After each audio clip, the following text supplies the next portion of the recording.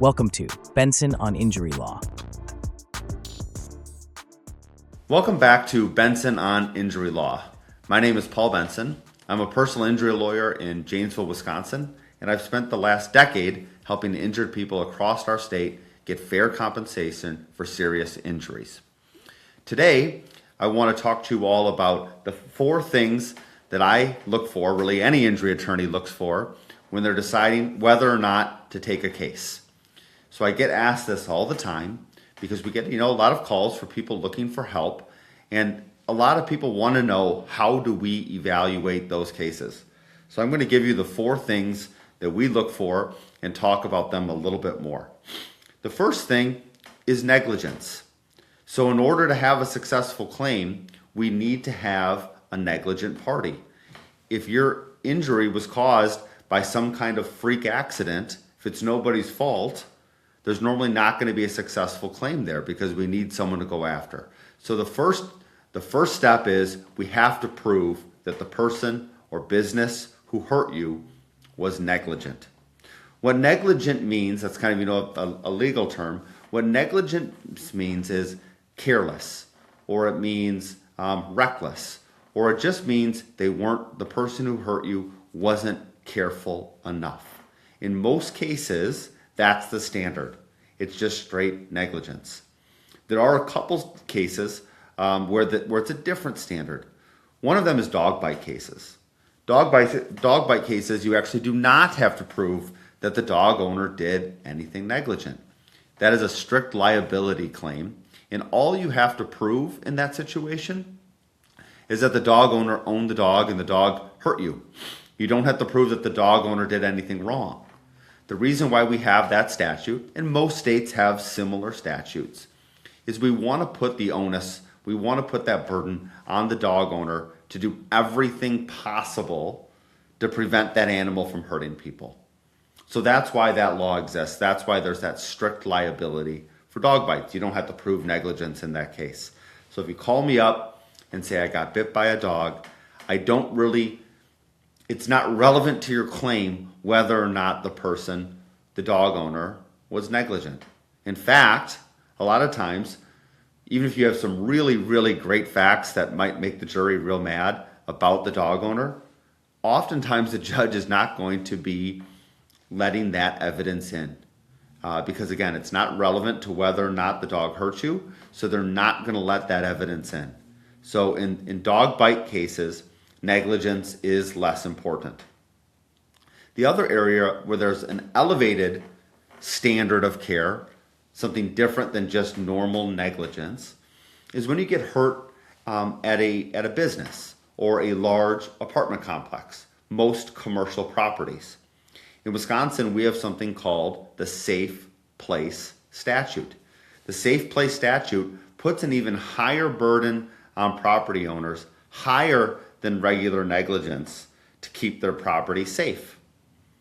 The theory behind this is, if businesses are inviting you on their property to make money off of you, then they have to do everything reasonably available to them to keep their property and keep their customers safe. It's a good law, and it does help us hold business owners accountable. So a lot of times this comes up in the context of slip and fall cases. Slip and fall cases at someone's home would be just regular negligence. That would be the standard. Was this person careless, or was this just basically an unavoidable accident? It is a different standard if you're dealing with a business. That's when that elevated standard of care, that Safe Place Statute, applies. So if you slip and fall at a hotel or a grocery store or a large commercial apartment complex, that's when that higher standard of care applies. So that kind of covers now that first factor that we're looking for when we're deciding whether or not we could take your case, that negligence factor.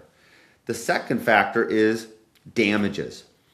Do you have enough damages? Just because someone did something wrong, let's say someone rear-ended you, but you were lucky to walk away, you had no real injuries other than maybe being a little shaken up, there's probably not much we can do for you because the law says you get an amount of money that should fairly compensate you for the damages that you had.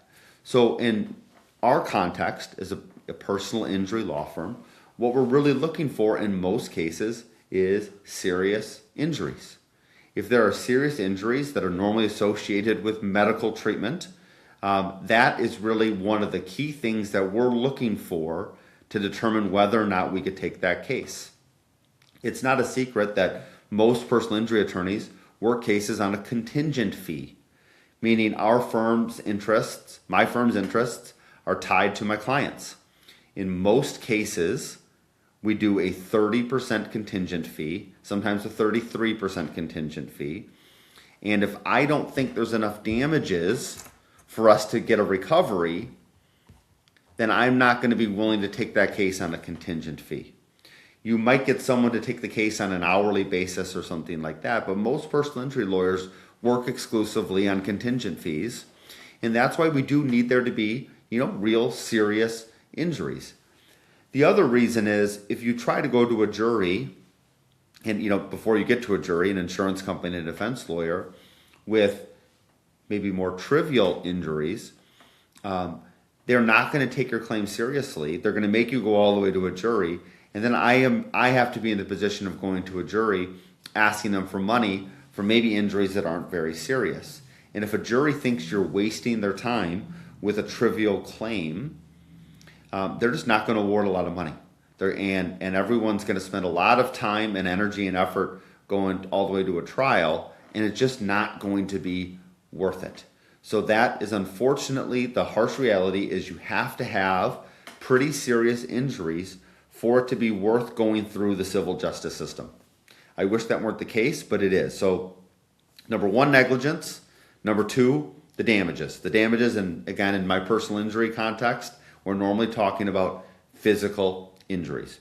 One other area of injuries that absolutely is recoverable are emotional damages or mental injuries. And that's something that you see in the context of maybe in an assault case or cases like that where there maybe aren't injuries that show up on an x-ray, but there are real damages, emotional damages, often backed up with a counselor or a therapist's notes showing that there was real damage done to that person's mental health.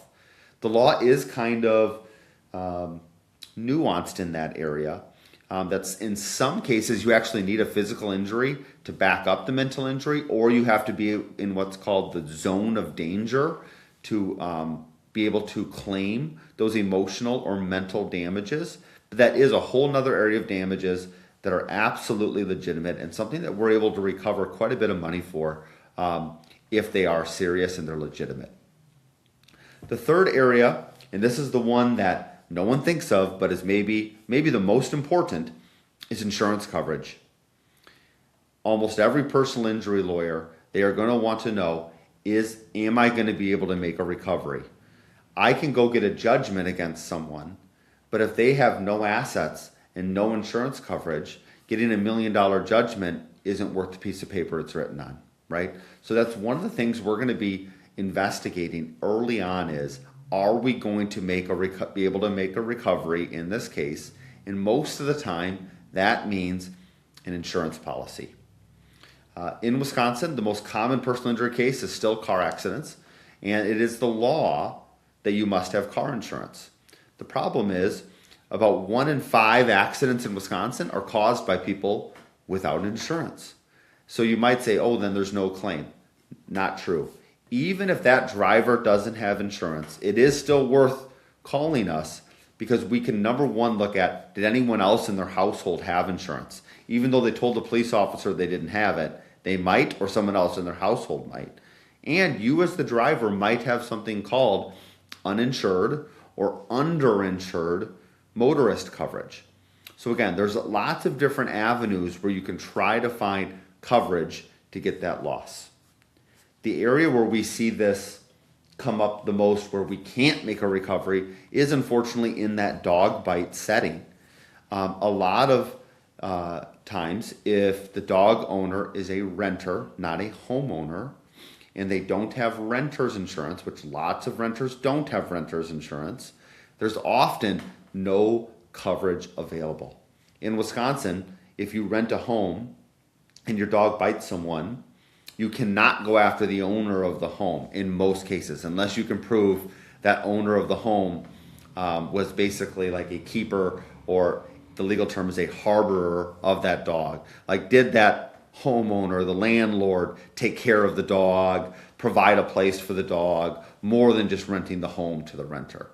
So here in Wisconsin, if there's no insurance and that renter owns the dog, those are hard cases to make a recovery on.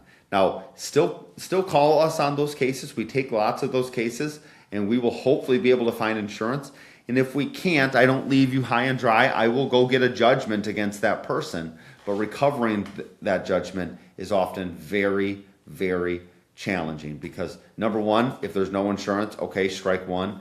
Number two, we already know this person is a renter. That means they don't own real property in the state, so it's not like we can file a lien against their house to try to force them to come up with some money. So it's a bad situation when that happens. It's why I think dog bites are some of the most challenging cases, because the insurance coverage a lot of times can just dictate so much on whether you're able to make a recovery. The fourth thing that we're looking at whenever someone calls our office is whether we think the client is a good person. You know, we say on all of our marketing, and it's true, is that we like standing up for good people. And one of the real key things is, do we think we're going to be a good fit with this person? And do we think this person is making this claim for the right reasons? And do we think that they're going to present well to a jury? This is something that people don't like to talk about, but it's the truth.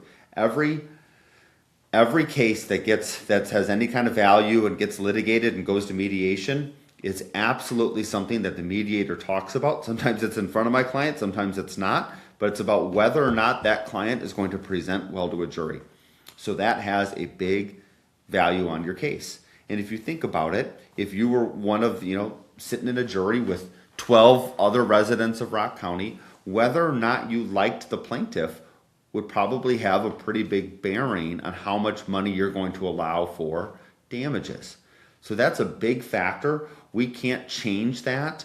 So we want to make sure, number one, that this person is bringing the claim for the right reasons. What I mean by that is, are they out for revenge, or do they understand the civil justice system is based on money damages? If someone wants a pound of flesh, I'm sorry, the civil justice system is never going to give that to them. But if someone says, hey, I've been really injured, I need some help putting my life back together, pay for these medical bills, et cetera, that's something we can help them with.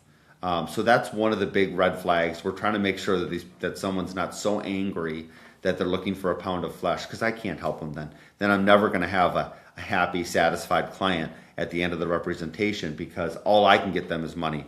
And if money is not what they're looking for, then frankly, it's not going to work out, because I'm limited by the civil justice system. Or if they want me to try to get criminal charges pressed against a defendant, again, that's the district attorney's decision. It's not mine. I could maybe write a letter to the district attorney. That's about all I can do. So I have no ability to help get criminal charges pressed. So again, just to summarize, the four things that my firm, that we look at every single time before we decide whether or not to take a case. Number one, is there negligence? Can we prove that the responsible person was careless? Can we prove that?